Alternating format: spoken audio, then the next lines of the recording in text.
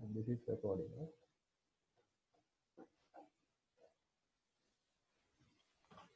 Okay, so in transmission lines, the conductor is at very high voltage, and our tower is connected to ground, and tower is at ground potential. So when we are connecting our uh, conductors to towers, there's a possibility that there can be uh, arcing, or there can be current flowing from conductor to ground. So those things we need to avoid. So therefore, we need to have insulation in our transmission lines. So, so if you see this image, I think you all have seen these insulators. So this is the transmission line, and this is the cross arm. Usually, we connect our transmission line to tower using this insulated string. So we are going to do a study on these insulated strings today. And there are some major characteristics we need to have in insulators. So our transmission lines are connected to towers using this insulator. So our insulator should have the mechanical strength to bear the weight of these transmission lines. So that is the first thing we need to consider when selecting a insulator. And the second thing is high electrical strength. So insulation, the purpose of insulation is to avoid electrical contact between 2 points. So we need to have high electrical strength to do that. So usually, if you consider air, there's a electrical strength of air to break down the air. So breakdown means the air will ionize and there will be arcs forming throughout the air. So when you have insulators like that, the breakdown voltage will be somewhat high. And high insulation resistance, it is the same thing as this electrical strength. So it is limiting the current. And this insulator should be free from impurities and moisture. So if you have any impurities in the material, that can reduce this electrical properties. So the electrical strength will reduce. So we need to avoid that. And air and gas, it is the same thing as these impurities. So if you have air bubbles or gas bubbles inside insulator, the our electrical strength will decrease. And so you may be heard of flashover. Flashover is the phenomena that this conductor, our transmission line, arc into these towers. So in very high over voltages, there can be situations that this transmission line is arcing to this cross arm or the body. So usually, if something like that happens, this insulator strings should have the capability to withstand those arcing. So usually, if when they are arcing, the temperature around this area will be very high. So these insulators can get burned. So you need to avoid that. So insulators are designed to withstand those kind of temperatures. And insulator materials. The first one we have glass. Glass is much cheaper than porcelain. So I think you have seen these glass insulators in 33 kV transmission lines we have in Sri Lanka. So the electrical strength of glass is 140 kV per centimeter. That means if you have a glass space to form an arc in the glass space in a distance of 1 centimeter, you need 140 kV. That means if you have two electrodes inside glass, which are apart 1 cm, you need to have 140 kilovolts up in between those two terminals to form an arc. So that is what electrical strength means. And glass has a lower coefficient of thermal expansion. So we need to make sure our sag levels are up to standards. So we need to make sure the string is not expanding to reduce sag. So in glass, the coefficient of thermal expansion is low, so which is good. And the bad thing about glass is the glass can have moisture formed in the surfaces. So that can reduce the leakage current. So that is the reason, the major reason to use this glass insulators only up to 33 kV. So if you use glass for more than this, there can be high leakage currents and the loss will be high. And these are some images of glass insulators. So this this is the top side and this is the bottom side, and this is called the cap. This point is called the pin. So you may think there's a contact between these two metal parts. Actually, there's not. These two are insulated using glass. So there's a layer of glass in between these two metal components, and these top surface of these insulators are made very smoothly. So the surface is very smooth. The reason is if you you know dust is falling on this surface, so we need to make sure that dust is falling to the ground. So if they are forming in the surface, that will decrease the creepage length. We will come to creepage length. It will decrease the electrical properties of the insulator. And the bottom part is configured like this to increase the creepage length. And also this part, this is actually facing downwards, so it will not hold any dust or anything because of this shape. So there's not much space to hold the dust, and this surface is rough and it will not hold many dust or water. And here are some glass insulators. These are configured in horizontal configuration. Actually, usually in 33 kV lines, you will see these are actually horizontal. Sometimes we have vertical. Many of the times we have vertical ones. And here we have vertical ones, and this is horizontal. Some figures showing you how these insulators are installed on towers. Actually, these ones are distribution lines, because below 33 is distribution voltages, and these are distribution lines. And this is fixed type. Actually, these are called pin type. So this is fixed to the tower, and one metal clamp is held in the transition line uh, around the insulator. And then we come to porcelain. Porcelain is the most common insulator material, and mechanical strength is higher than glass in porcelain, and low leakage current, and less affected by temperature. But the electrical strength of porcelain is less. But because of that, the moisture issue, uh, in the moisture issue is not there in porcelain. So we can use this porcelain to higher voltages. So usually we have units, the porcelain insulator units. We use them in series, like we are hanging one after another to increase the insulation level. So I think you all have seen those insulators hanging in transmission lines, and these are fixed porcelain insulators. So these are fixed around the pin connected to transmission line, and these are pin and cap type insulators. These are the ones hanging on the towers. This is pin type, and these are the ones. This is also a fixed type. So conductor is going around them. So this is like a pulley. So I think you have seen these types, and there are some other types also, not very common in Sri Lanka, but I think they have these kind of things in Australia. And now we are going to talk about how the insulation failures can occur.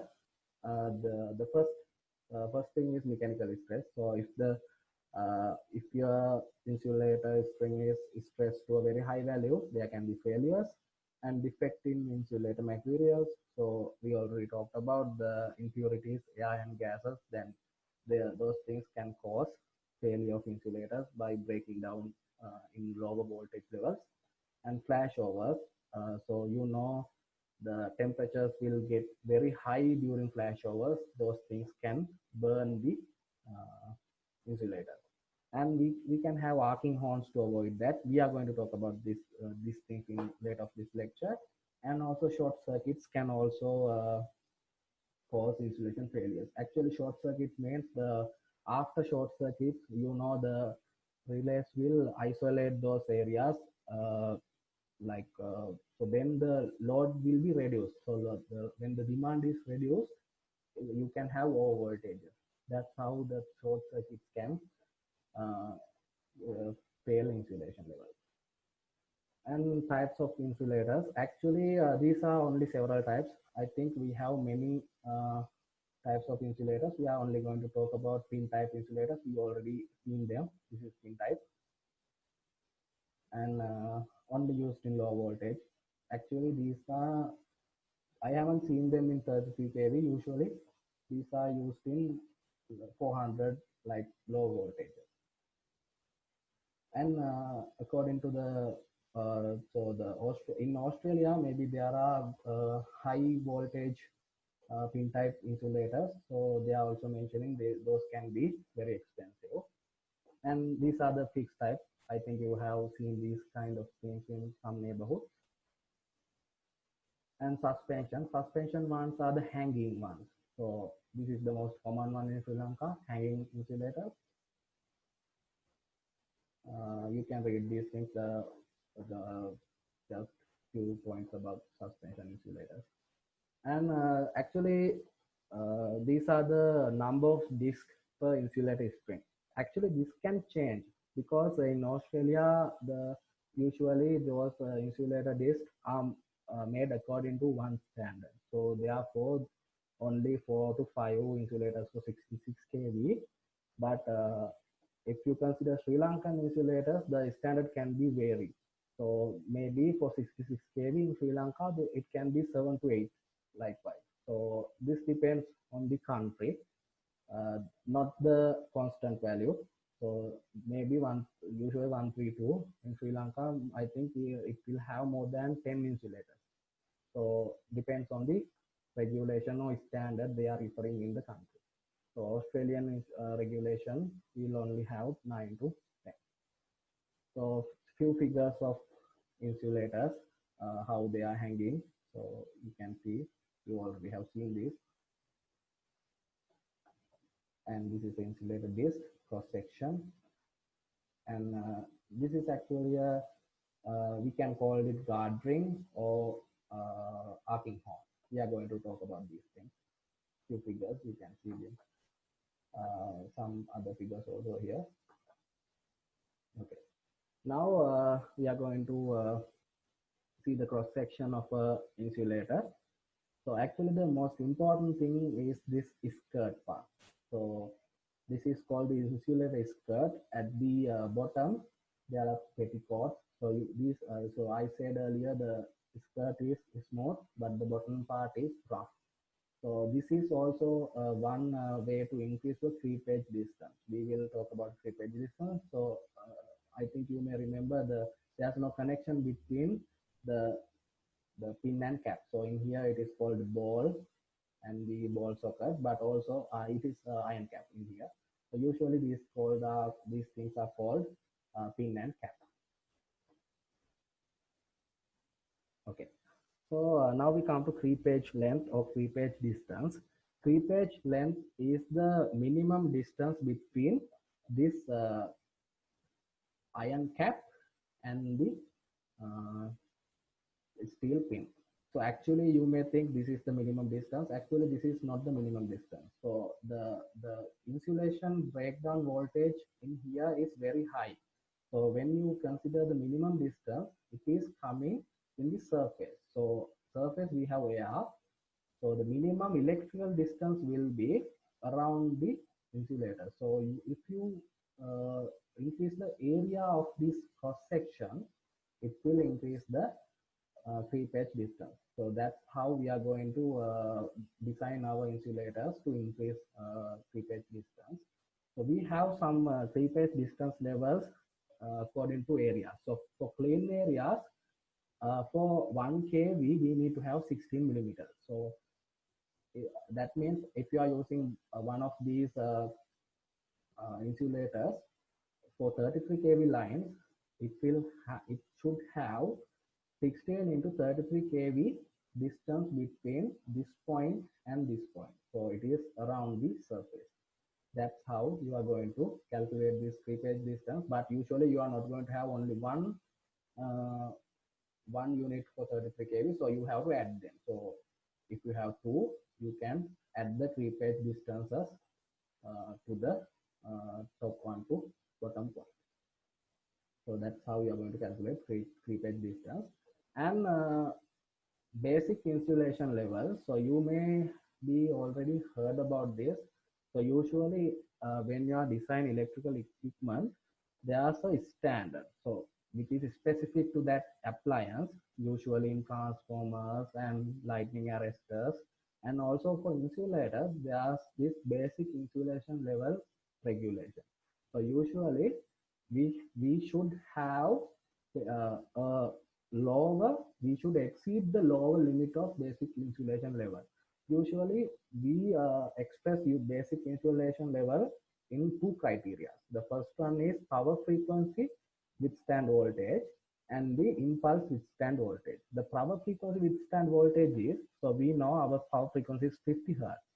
So if you if you consider 1 unit of insulator, that insulator should withstand some amount of voltage in power frequency. So in power frequency, that is called power frequency voltage, withstand voltage. That one you need to withstand in standard condition. And the impulse withstand voltage is usually for lightning. So when there's lightning, it is only for few seconds, not for few seconds, actually for few microseconds. So for few microseconds of time, we need to stand much higher voltage level. So that is called impulse withstand voltage. So I think you guys are going to learn, I think you have already learned these things in electrical machines.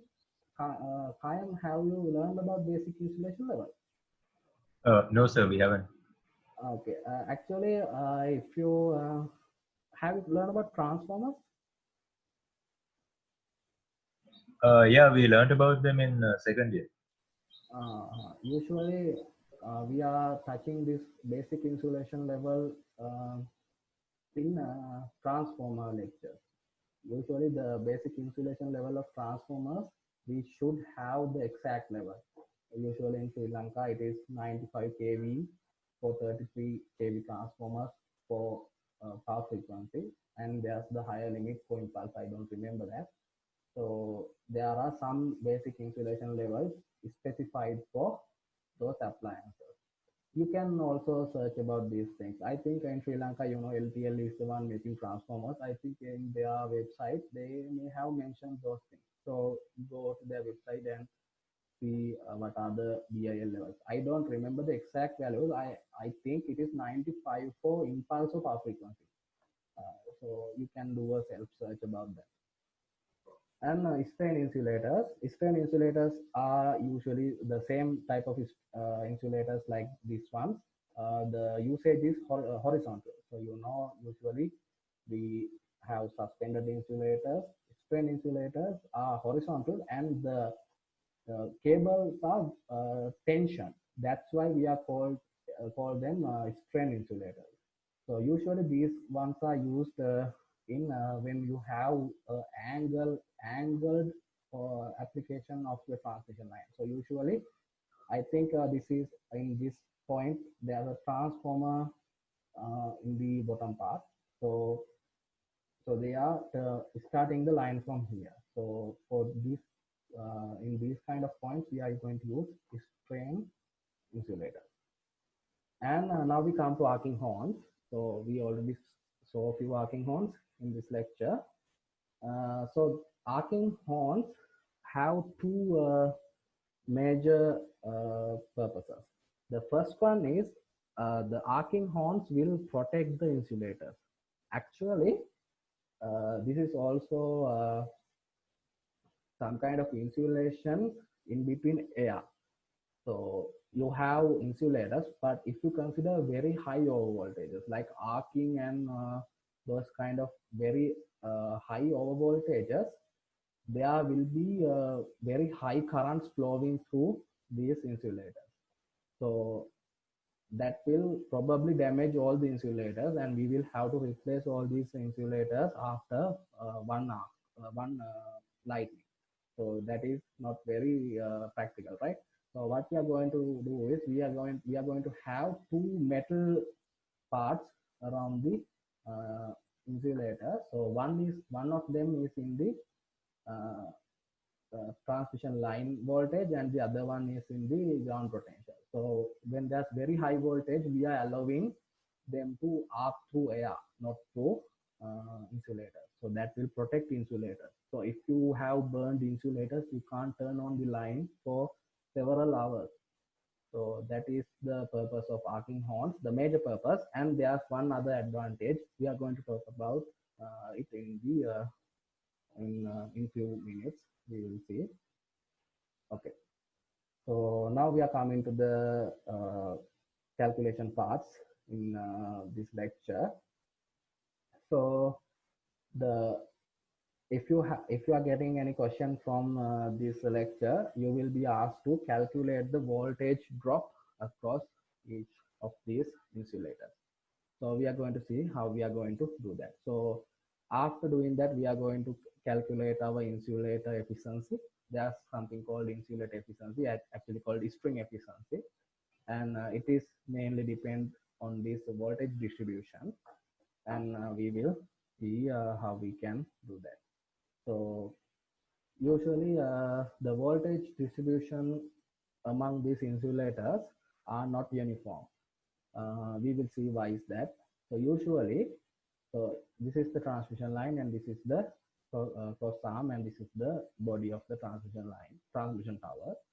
And the voltage gradient across the lowest or the lowest insulator or the closest to the transmission line will be much higher than the one which is connected to the cross arm of the transmission line. We will see why is that. You will understand why that is happening when you are doing the calculation. So usually we are going to model these insulators as capacitors, because we know we have leakage current across capacitors in transmission line. So we are going to treat these insulators similar to shunt capacitors to transmission line. And there are some other capacitance also. We will see about this in next slide. Okay. So this is a system model. So in this system, there is three identical uh, insulators. So if they are identical, we are taking the capacitance of each of them as C, a constant value. And additionally to these capacitances, there are some other capacitances from the pin to this transmission tower. Pin is you may remember, the bottom part of the insulator. So there's one other capacitance component from that point to this transmission tower. So this is actually called pin to ground. We are not calling that pin to tower because tower is at the ground potential. Therefore, we are going to call them pin to ground capacitances, and these capacitance are called self capacitances, because these capacitance are due to our insulators itself. So therefore, these are called self capacitances, and these are called pin to pin to ground capacitances. Sometimes these are called shunt capacitances because these ones are in series and these ones are parallel to ground. So therefore, these ones sometimes we call shunt capacitance. The proper name is pin to ground capacitor. And this is the conductor. And we will see how we are going to do calculation of these insulators. Okay, so this is the legend of the diagram. Actually, this is not CS, this should be C. And so the capacitance of each insulator unit is C, and capacitance of ground. And capacitance ground is actually proportional to this self capacitance. So we are taking the constant as m. So it will be some portion of this c. So usually m is lower than 1, very close to 0 0.1, 0 0.2 of from the cell capacity. And because our voltage distribution is not uniform, we are taking the voltage levels as V1, V2, and V3. The usually the notation is V1 is the top insulator, and the last one will have the last number. So if you have 4 insulators, this will be V4. And you know our transmission line is at a voltage. So V1 plus V2 plus V3 will be that voltage. Actually, if you have 132 kV transmission line, that is line voltage. So 132 is the voltage between uh, phase, one phase to another phase. So in here we need to take the phase voltage, because in here the ground, this is at ground potential, and ground potential we are taking it as neutral. So we need to have phase to neutral voltage. So the voltage will be 132 over root 3 when we are doing this calculation. So in here the V will be, if it is a 132 kV line, our V is 132 over root 3. And now I will show you how to do these calculations. Actually, you know, it I will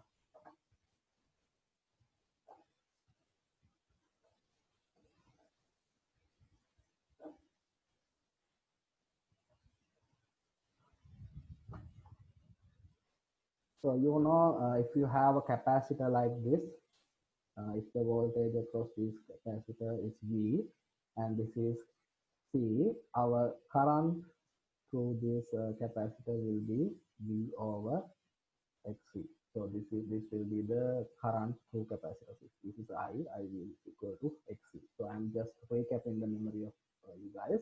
So XC is usually we know it is 1 over C omega, and our I will be equal to V C omega. So this is the current through a capacitor. Okay, I think all of you understood this.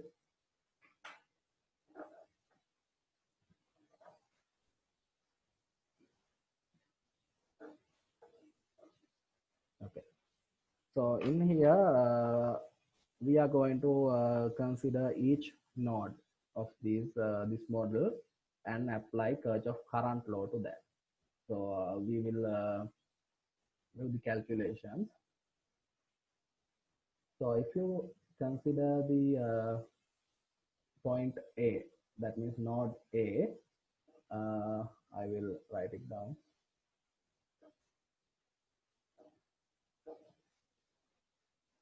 You guys can see the screen, right? Yes, sir. Writing pad. Okay. So if you have a string like this,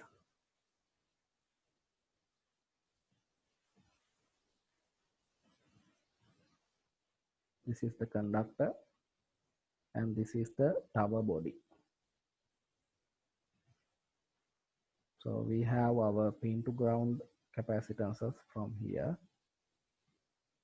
We are not going to consider the one capacitance from here to here. So let's say this current is I1 and this current is simple I1 and this current is I2. So if you apply Kirchhoff current law,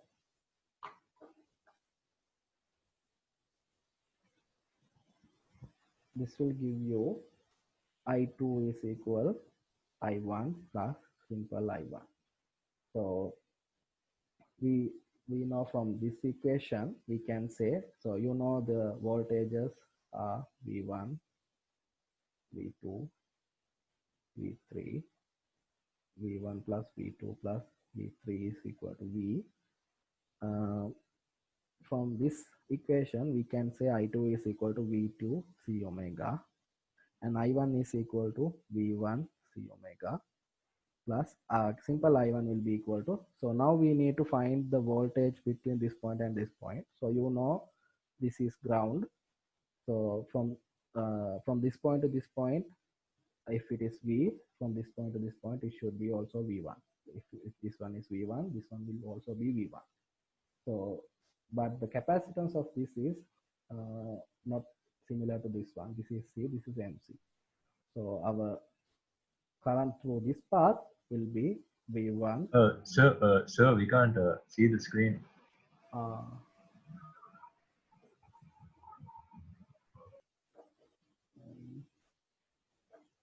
can you guys see it now? Yeah, sir. Okay. So I will explain again. So if you apply Kirchhoff current law to this point, so the current coming from here is I2, and from this point there's I1 going to that side and simple I1 going to that side. So the equation is I2 equals I1 plus simple I, and the I2 is equal. So from this equation we can easily find out what is I2. I2 is equal to V2. This capacitance is C.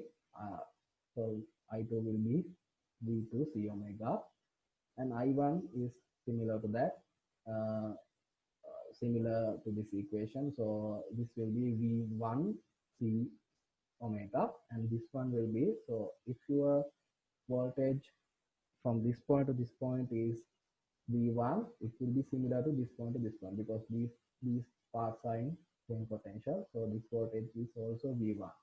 So our current through this path will be V1 M C omega. Okay. I think all of you understood that. So similar to that, we are going to apply our Kirchhoff law here. So this current is I3, this is I2, and we are going to take this as simple I2. And so I3 will be equal to capital I2. So capital I3 will be equal to capital I2 plus simple I2. And this is V3 C omega. And I2 will be V2 C omega. Plus in here, our voltage is not similar to V2. Now it is this point to this point and this point to this point. So it will be V1 plus V2, similar to, so the voltage between here and here is V1 plus V2. It will be similar to this. So the voltage across these 2 points will be V1 plus V2. So our current through that path will be equal to V1 plus V2 M C omega. I hope everyone understood that. Okay. So now I will again go to the lecture. Okay. In here you can see the similar calculations.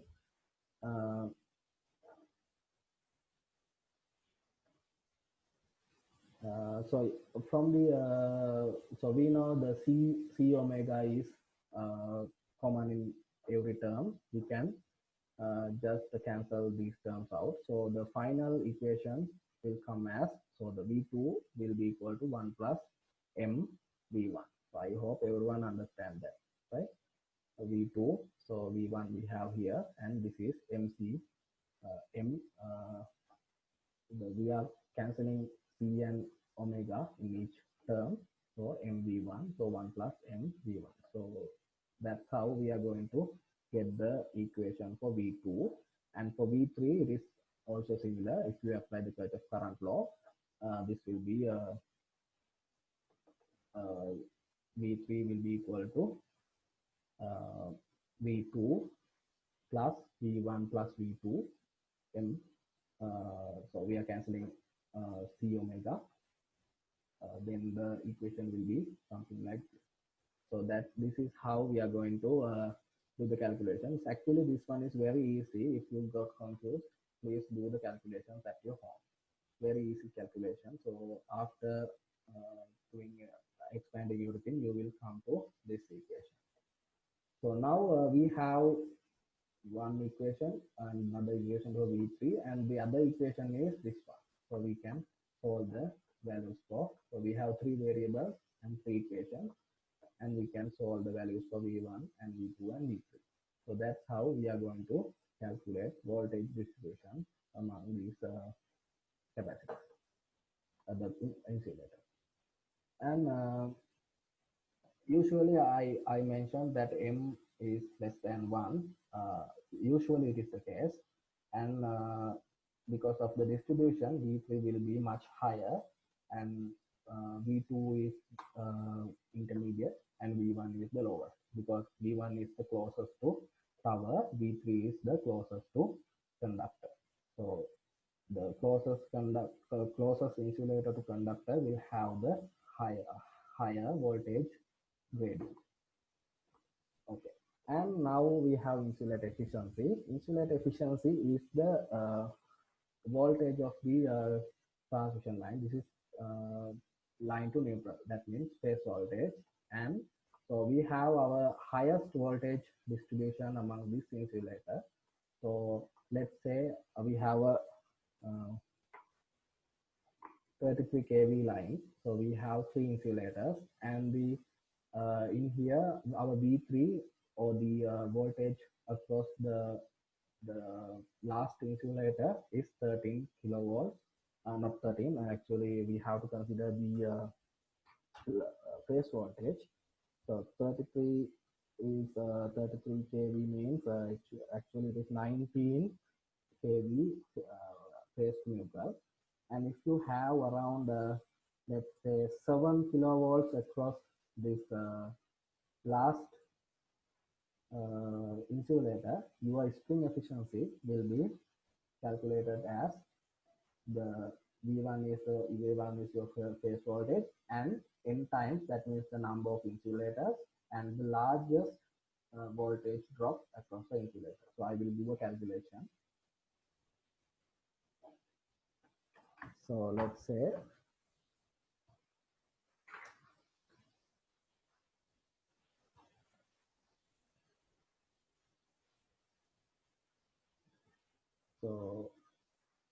I will take this as 19 kV, and I will take this as 7 kV, and let's take this as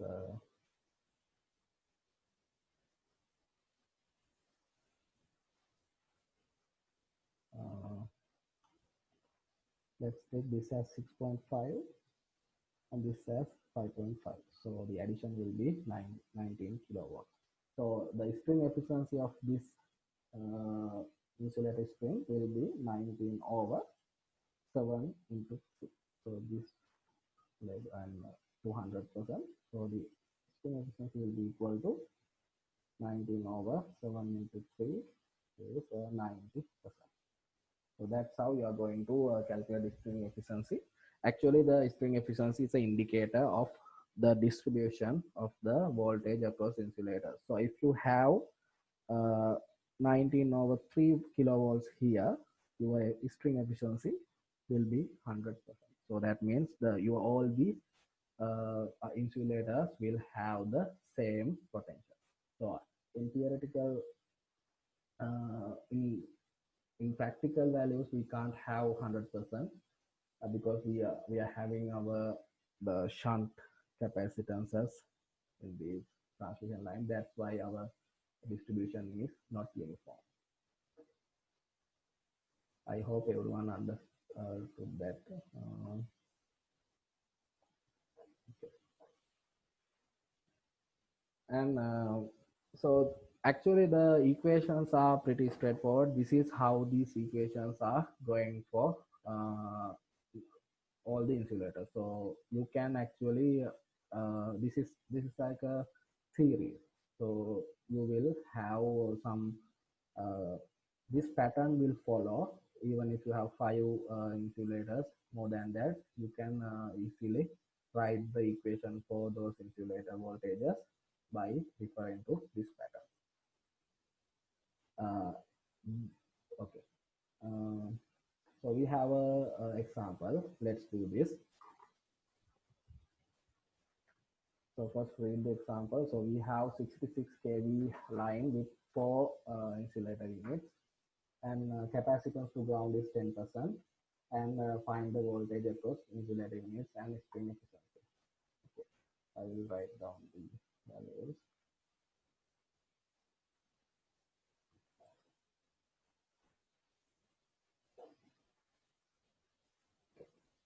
So our line-to-line voltage is 66 kV. We have 4 insulators. So we are going to have 4 capacitors. And this is the tower. And this is the conductor. And our pin to ground capacitances are also the value N is given. So this is 0.1 C because the question says that our capacitance to ground is 10%. That means pin to ground capacitance.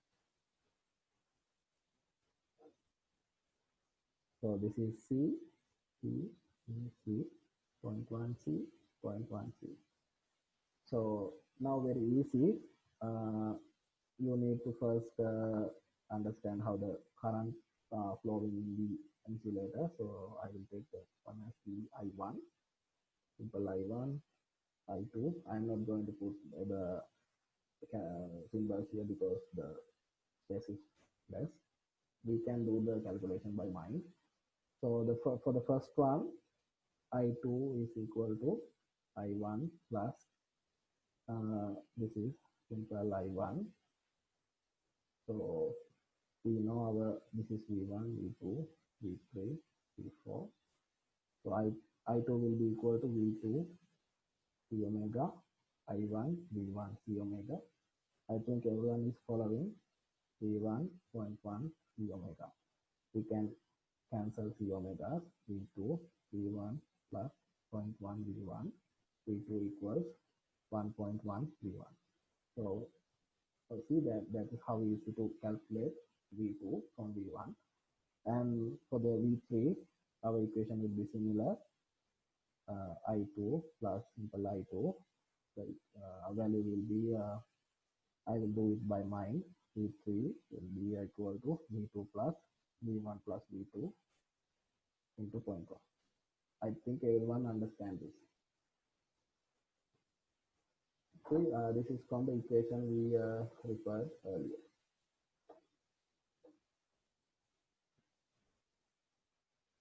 This one. Actually, it is this one. You will get the idea later.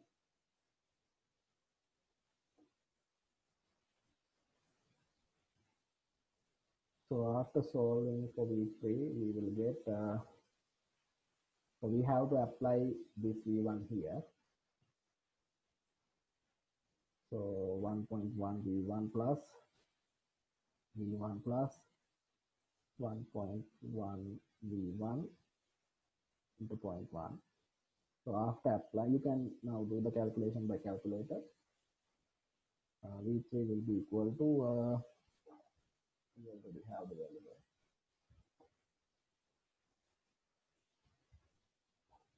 1.31 V1.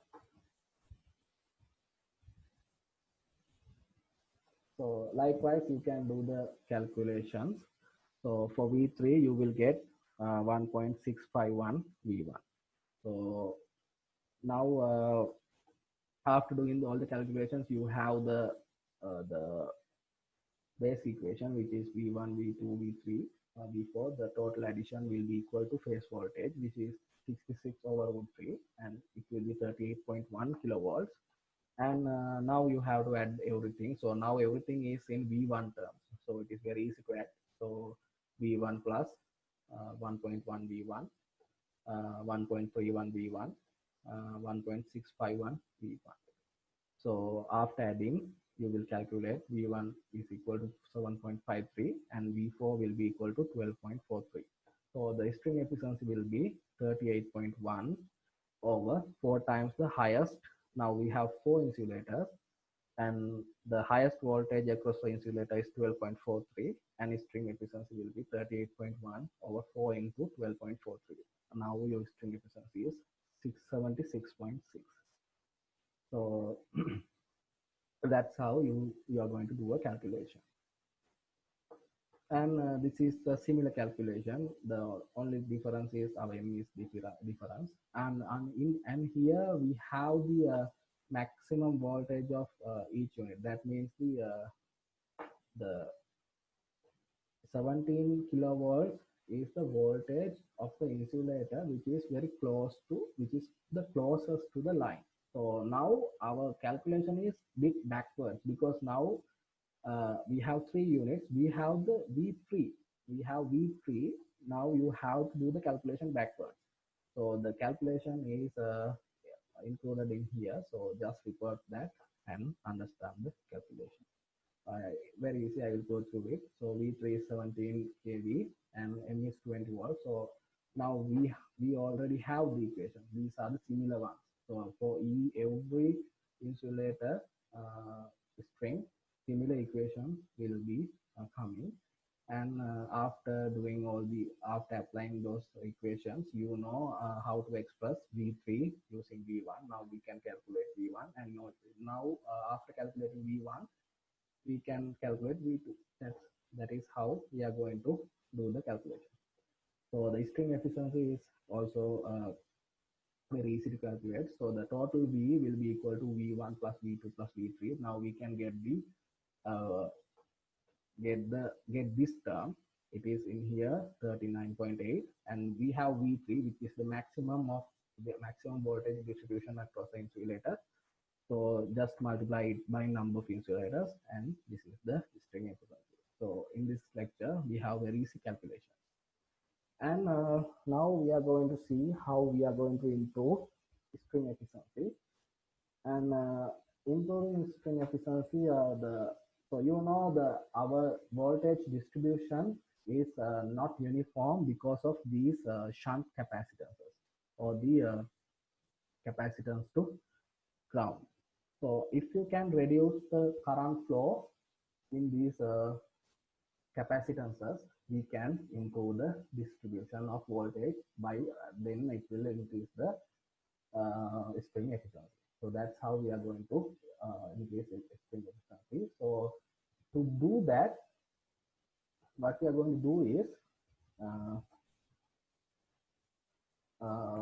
so we have several, we can do few things. The first one is we can grade the insulator. Actually, this point mentions that grading of insulator means, so so we know our insulator, the voltage across this insulator is very high.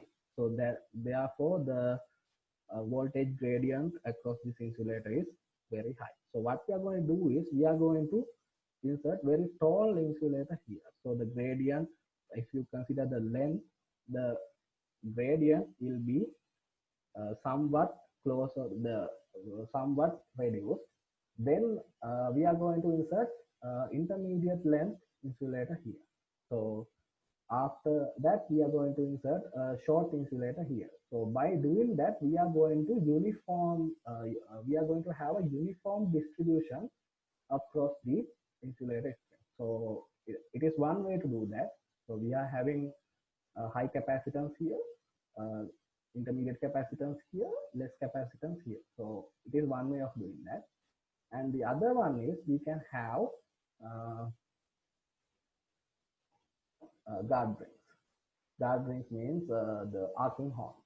So what arcing horns do is, so I said the arcing horns are in the one of the arcing horns will be at the line potential. So which is connected to line will be at the line potential. So actually in this diagram, our current flows are in the wrong direction. Actually, you know, current is flowing from high voltage to low voltage. So in here, the current flow should be it should be to this side. And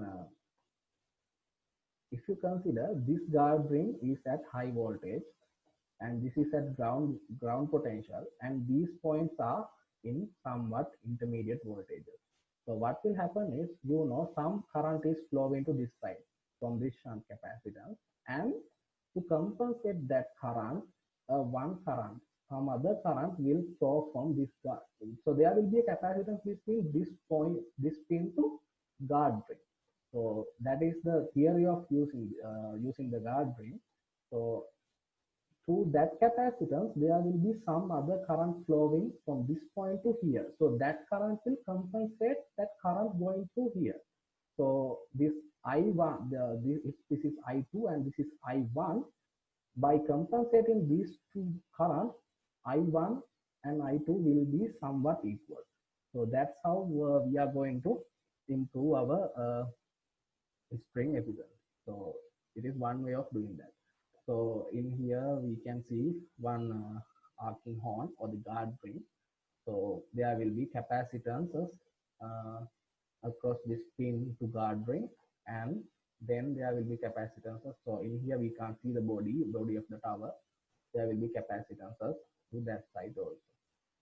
So the current to tower will be compensated by current coming from this arcing horn to pin. So that is the theory of doing that.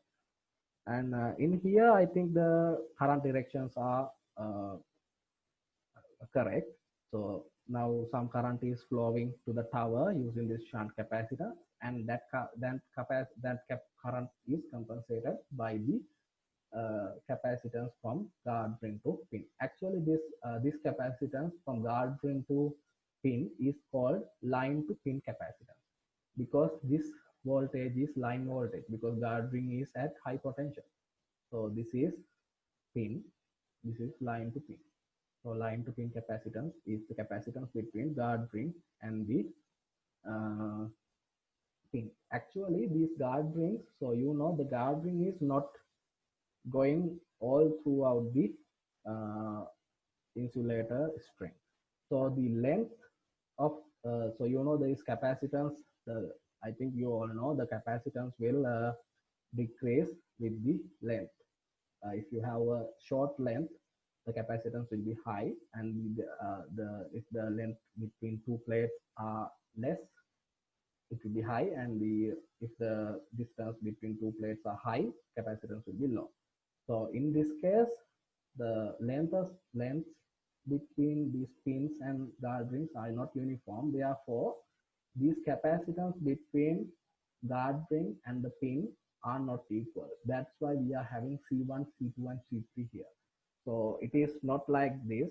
So in here we know the capacitance is proportional to self-capacitance, but this is not proportional to anything. It depends on the length from guard ring to this where the pin is.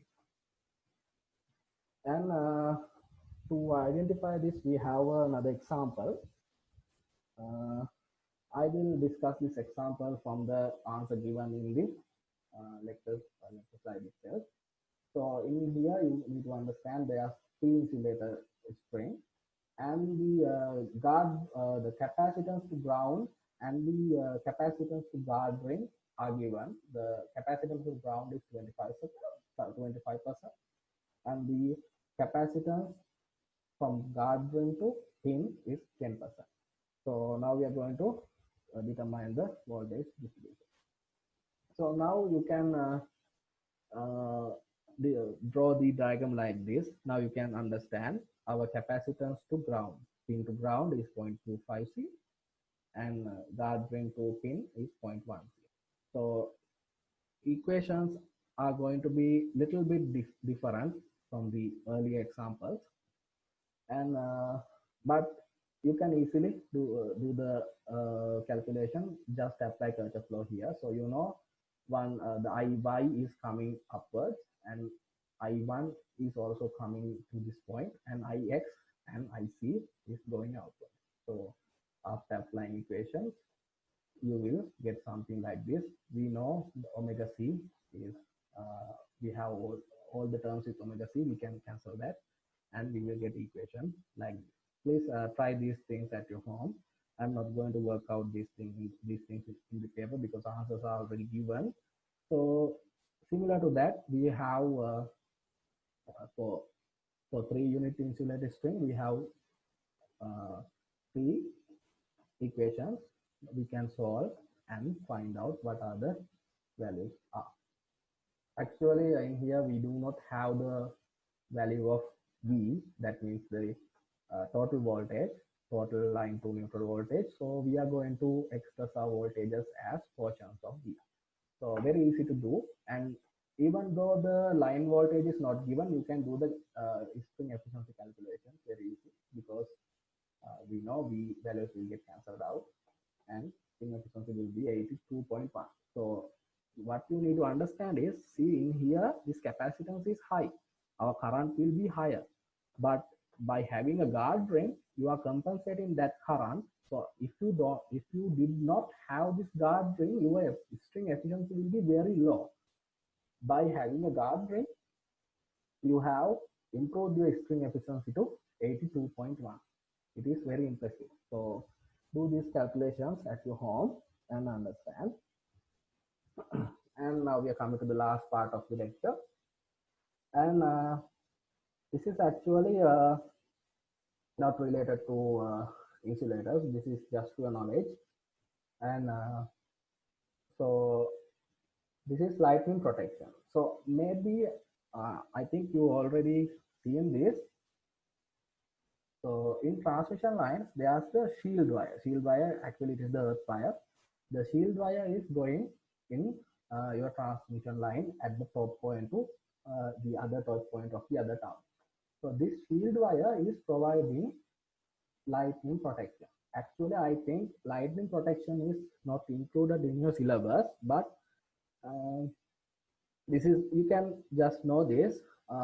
Usually there are few lightning protection methods.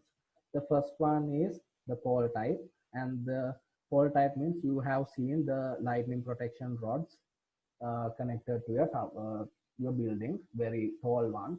So if you have very tall lightning protection rod, the coverage of lightning protection will be 30 degrees each side. So if you have a lightning protection rod, if you are near that, 30-degree angle from that from the top of that tower as a cone, this will be a cone. So that inside that cone will be protected. So similar thing will happen here. If you have a shield wire, this will be somewhat like a tent. So you know, if you have a, I will draw it.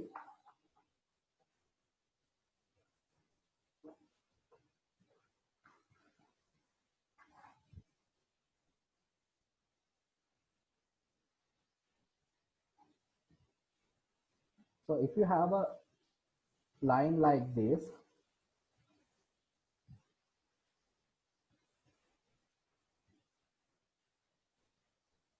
the protection of this line will be something like this.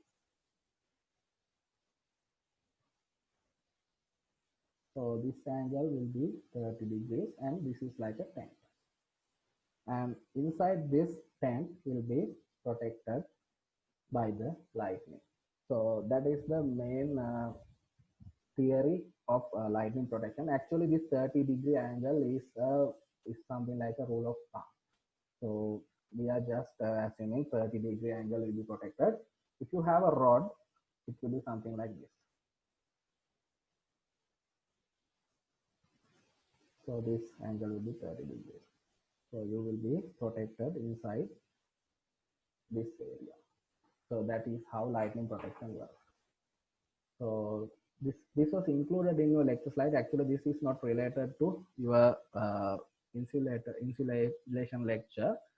So the shield wires are used to protect your transmission lines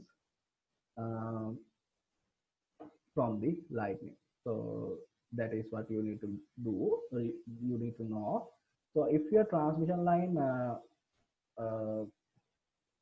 cross arms are very far apart, what you need to do is you need to have two shield wires. So the protection area will be much higher. So 30 degree from one shield wire and another 30 degree from the second shield wire. So that's how you are going to protect your transmission line towers from lightning. So actually, what happens is the lightning will hit this shield wire. So it will get earth because it is a very less resistive path. It will not affect the transmission lines going in these tower body over the croissants. And that is what you need to know in this lecture.